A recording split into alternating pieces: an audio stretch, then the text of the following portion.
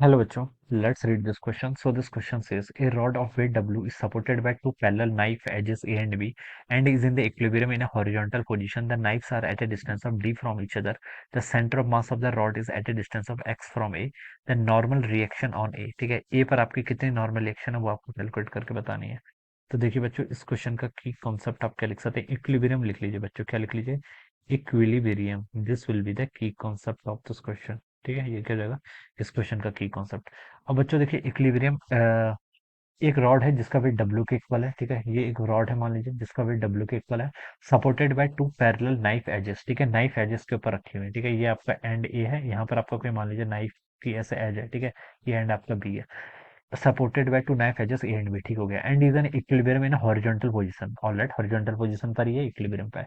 The knives are at a distance of D from each other. ठीक है, इसका wait देखिए डब्ल्यू दे रखा है, तो डब्ल्यू इसके सेंटर में लगेगा, तो एक फोर्स डब्ल्यू यानी कि जिसका एम जी होगा, ठीक है, वो डब्ल्यू यहाँ पर ऐसे रिप्रेजेंट कर रखा है। The knives are at a distance of D from each other. इन दोनों के बीच की सेपरेशन नाइफ्स के ए और बी के बीच में डी है।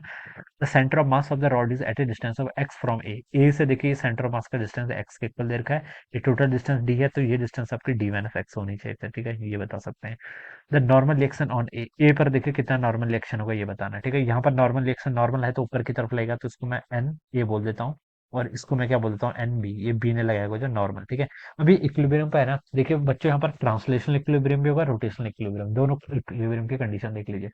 ट्रांसलेशनल इक्विलिब्रियम मतलब नेट फोर्स जीरो है, ऊपर की तरफ कितना फोर्स लग रहा है आपका एन ए और एन बी, ये किसके इक्वल होना चाहिए, डब्ल्यू के equal. This is equation one from translational equilibrium condition. Rotational equilibrium centre of मास के अबाउट फाइंड आउट करेंगे। देखिए आर क्रॉस एफ, ठीक है, इसके अबाउट देखिए टॉर्क फाइंड आउट कर लीजिए। आर ऐसे होगा, एफ ऊपर की तरफ है, तो टॉर्क आर क्रॉस एफ आपका देखिए एंटी क्लॉकवाइज आ रहा है, सॉरी क्लॉकवाइज आ रहा है, यानी कि अंदर की तरफ आ रहा है ना। और इसका मैग्नीट्यूड कितना होगा देखिए टॉर्क का, एंड फोर्स कितना है आपका एन ए इंटू डिस्टेंस कितनी है आपकी एक्स के इक्वल है। ठीक है, ये हो जाएगा। और डायरेक्शन देखिए ऐसे आ रही है। ठीक है, इसको देखिए अंदर की तरफ थंब जा रहा है, तो मैं इसको ऐसे क्रॉस से रिप्रेजेंट कर लेता हूँ। ठीक है, दूसरा देखिए किसका टॉर्क आएगा, डब्ल्यू। डब्ल्यू किससे ही देखिए सेंटर ऑफ मास से डब्ल्यू फोर्स एक्ट हो रहा है, तो इसका टॉर्क तो जीरो हो जाएगा। Torque is equal to R cross F होता है, डब्ल्यू उसी पोजीशन से लाइन ऑफ एक्सिस उसी से पास कर रही है, तो इसका टॉर्क जीरो आएगा।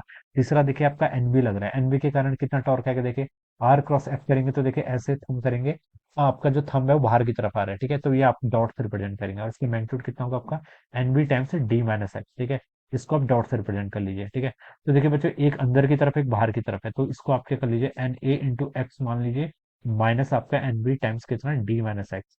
ये आपका इक्विलिब्रियम पर है, तो नेट टॉर्क जीरो के इक्वल आना चाहिए। तो एक इक्वेशन तो आपकी ये आ गई, क्या N A times X it should be equal to N B times आपका डी माइनस एक्स। ठीक है, ये इक्वेशन आ जाएगी। तो अब आपको बताना क्या है क्वेश्चन में, नॉर्मल रिएक्शन ऑन ए, यानी कि एन ए की वैल्यू बतानी है, एन ए की वैल्यू बतानी है ना, तो एन बी को यहाँ से रिप्लेस कर लो। एन बी को देखिए मैं क्या लिख सकता हूँ, N A times X square से लिख लीजिए। एन बी को मैं इक्वेशन वन से लिख सकता हूँ, डब्ल्यू माइनस एन ए के इक्वल कितना, डब्ल्यू माइनस एन ए के इक्वल टाइम्स आपका कितना डी माइनस एक्स, ये वैल्यू यहाँ से इतनी हो जाएगी। इसको देखिए मैं थोड़ा ऊपर लेके आ गया, चलिए यहाँ पर सॉल्व कर लेता हूँ। तो यहाँ से देखिए मैंने एन ए एक्स, इस टर्म को ऐसे रहने दीजिए, यहाँ पर हो जाएगा आपका डब्ल्यू डी माइनस आपका कितना डब्ल्यू एक्स माइनस आपका एन ए डी प्लस आपका कितना एन ए टाइम्स एक्स हो जाएगा। ठीक है, एन ए वाली टर्म देखिए आपके सब एक साइड लेके जाइए, एन ए को कॉमन कर लेंगे तो एक्स इधर हो जाएगा, इधर इधर आएगा तो डी।